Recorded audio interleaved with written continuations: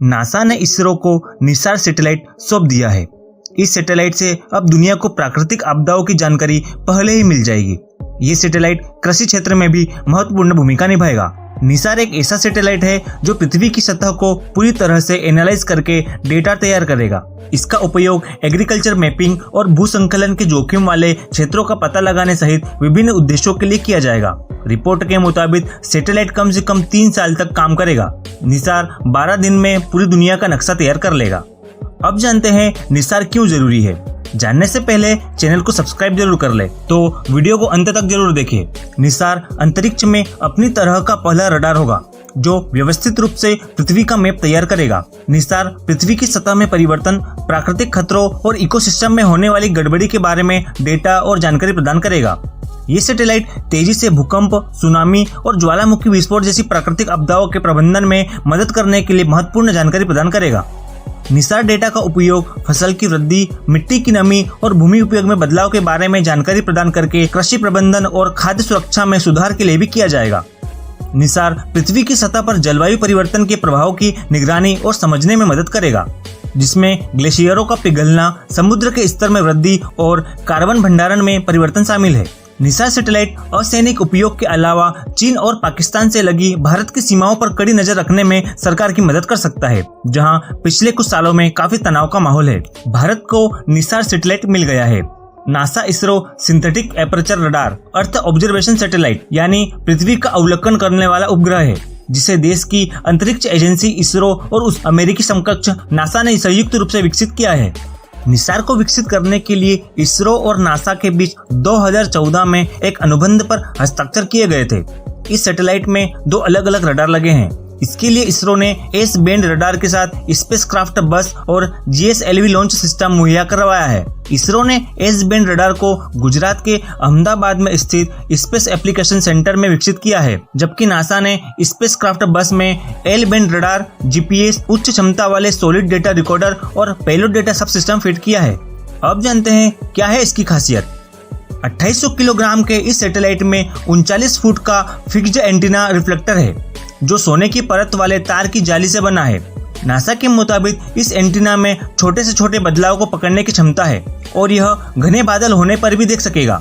इसका डिजाइन इस तरह से बनाया गया है कि यह ऊपर की तरफ फीड द्वारा भेजे गए और प्राप्त रडार सिग्नल को आसानी से पकड़ लेता है। इस सैटेलाइट के कम से कम 3 से 5 साल तक लगातार काम करने की उम्मीद है।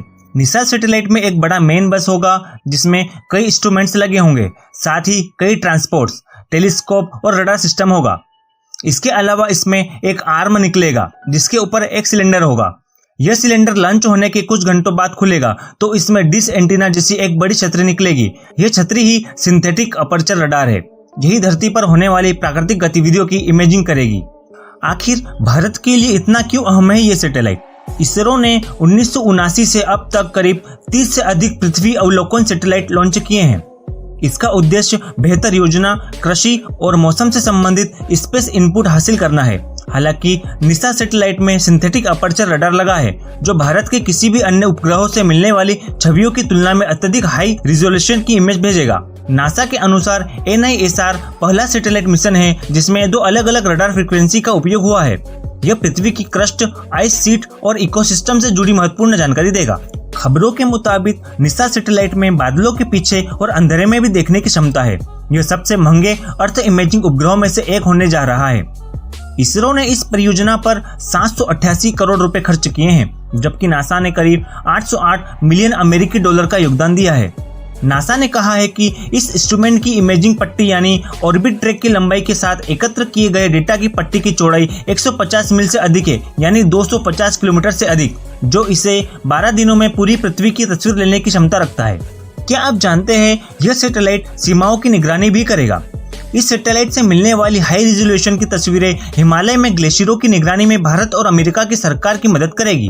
ग्लोबल वार्मिंग के कारण हिमालय के ग्लेशियर खतरनाक गति से सिकुड़ रहे हैं।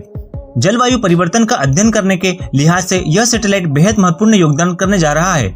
इसके अलावा यह टेक्टोनिक शिफ्ट, भूसंकलन और ज्वालामुखी विस्फोट के कारण होने वाले भौगोलिक बदलाव की पड़ताल करने के लिए पृथ्वी की सतह पर पैनी नजर भी रखेगा। यह सैटेलाइट समुद्र तट में होने वाले बदलाव की निगरानी भी रखेगा। अब जानते हैं क्या होंगे निसार सैटेलाइट के फायदे।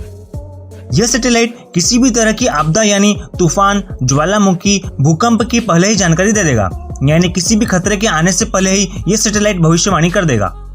प्राकृतिक आपदा और इकोसिस्टम में बदलाव से जुड़ी जानकारी और डेटा मिलेगा, जिससे जलवायु परिवर्तन को लेकर जानकारी मिल सकेगी। इसके अलावा इस सैटेलाइट से मिलने वाली जानकारी का इस्तेमाल फसलों की पैदावार बढ़ाने, मिट्टी में नमी का अध्ययन करने के लिए किया जा सकता है। इस सैटेलाइट की मदद से कृषि प्रबंधन और खाद्य सुरक्षा के क्षेत्र में सुधार होने की संभावना है। इसके अलावा ये सैटेलाइट वनों की कटाई, तेजी से बढ़ते शहरीकरण पर निगरानी का काम भी करेगी। ये ग्लेशियर के पिघलने, समुद्र के जल स्तर के बढ़ने और कार्बन स्टोरेज में भी जानकारी देगा। इसरो निसार सैटेलाइट का इस्तेमाल हिमालय और भूसंकल की आशंका वाले क्षेत्रों में ग्लेशियरों की निगरानी के लिए भी करेगा। तो दोस्तों, निसार सैटेलाइट के बारे में जानकर कैसा लगा कमेंट बॉक्सों में जरूर बताएं। अगर अभी तक चैनल को सब्सक्राइब नहीं किया है तो चैनल को सब्सक्राइब जरूर कर ले।